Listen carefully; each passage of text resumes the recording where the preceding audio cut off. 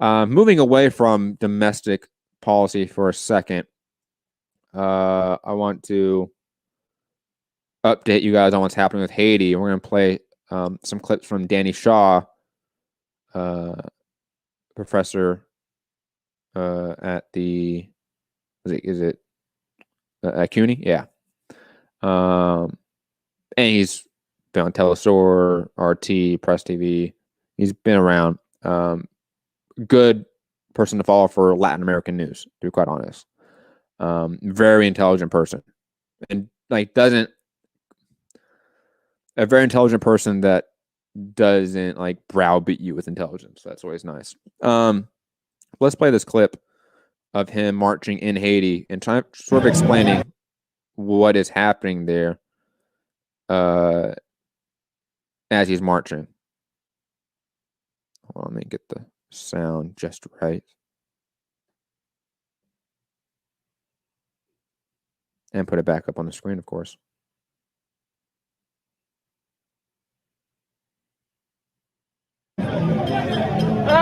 Another mass demonstration, weeks and weeks of mass demonstrations in Haiti with a clear message that Jovenel Moïse does not have a constitutional mandate.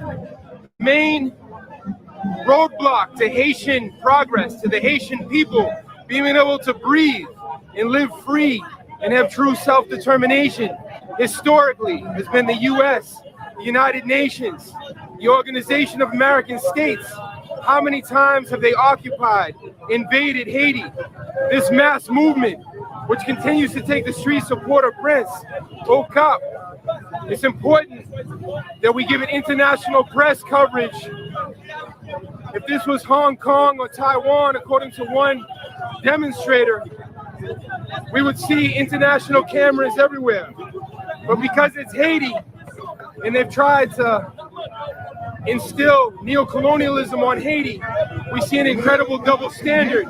Hopefully we can continue to give a platform to the Haitian revolutionary leadership to get their voices out to the world. Yeah, I mean, absolutely. I mean, Haiti's been, unfortunately, a victim of U.S. imperialism and aggression for a very long time, has been an unfortunate case study in some fashion when it comes to neocolonialism, while having this really rich revolutionary history, of course. Haiti has always fascinated me, to be quite honest. There was a interview he did with Max Blumenthal. I'm not the biggest fan of Max Blumenthal, to be quite honest. But I recommend checking out the interview. It's on Blumenthal's YouTube channel, The Moderate Rebels, I believe is the name of the YouTube channel. I recommend checking out the full interview because it is just an interesting interview, and Danny Shaw is just a good talker as well.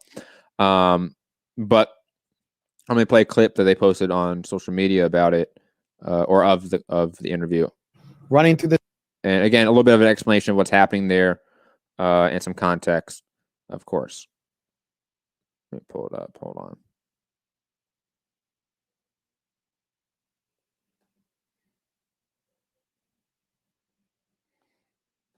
Excuse me. Here we go. Running through the streets of Cité Soleil, mowing people down, cutting them up to repress what's left of that resistance movement. I don't know if you want to talk about that a little bit. Yeah, we can stay up all night talking about this. I mean, Haiti's synthesized Haiti's revolutionary potential, that 1804 legacy, Jean-Jacques Dessalines, the Malcolm X of Haiti, Toussaint Louverture, the Martin Luther King, if you will, an oversimplification. Haiti's revolutionary potential, all of the world, all oppressed people have an incredible historical debt to Haiti. But every time Haiti's tried to rise up, 1991, Jean-Bertrand Aristide, the people's priest, TTT, the Church of the Poor, 2004, same thing. They overthrow Aristide. All of a sudden, the U.S. Embassy intervenes. U.S. boots on the ground, United Nations as a fig leaf for U.S. occupation. So I think the first thing we have to do to be in solidarity with the Haitian people is to review history and to understand what's happening. Haiti does not need missionaries. You know, shout out to all my Mormon peeps, but Haiti does not need Mormons. They need reparations. They need justice. So I think Haiti is that perfect example of solidarity, not charity. I read a statistic at some point, probably you or Ben wrote it, something about, you know, Haiti had one of the highest proportions of NGOs and nonprofits to their population. And what does that bring? That brings more misery. Basically, Malcolm X has that quote, more dependency. Malcolm X has that quote, we don't want your crumbs, we want a bakery in which to make our own bread. Right. And we saw what the Clinton Foundation did down there. We saw what Wyclef did there. It was just, it's basically using the country as a tableau of suffering in order to extract donations from the imperial core and just run a racket. And it feels like a really good example to present to these people who you were talking about before within the left, or what passes for the left in the US, who get on board with. Yeah, I again recommend checking out the full interview. It's interesting. It's about an hour long. If you want, you can find it. It's right there too. If you find this video and stuff, go to my Twitter account. Obviously, I retweet all these videos and articles and stuff like that. Anyways, let's move on to the next topic, because hold on, I have one clip I want to play. I thought this was a cool clip I saw. It was a Jean-Jacques Dessalines impersonator in Haiti during one of the protests. I thought it was pretty cool. Like, I'll be honest. Get up here.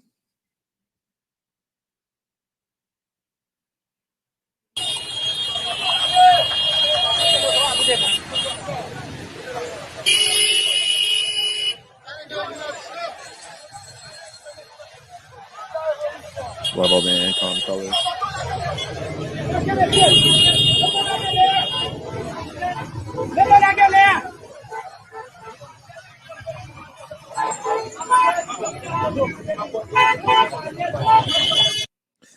Madame Boukman and Danny Shaw are good people to follow when it comes to what's happening on the ground in Haiti in real time.